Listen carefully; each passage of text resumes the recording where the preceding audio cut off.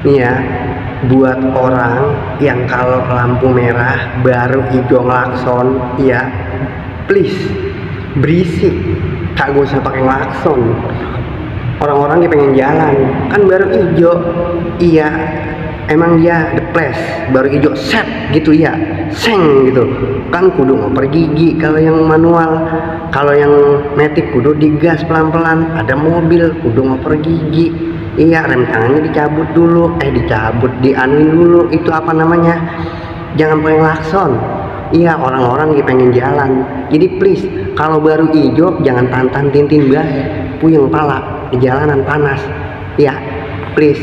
Sama satu lagi buat orang-orang yang kalau habis ngesen lupa dimatiin, please ya, lu lihat lagi sen lu suka bingung, iya kita mau ke balap asalnya kanan tapi adanya di kiri, bingung, iya lupa. Kalau ibu-ibu kali kita maklumin ya, ras terkuat di bumi.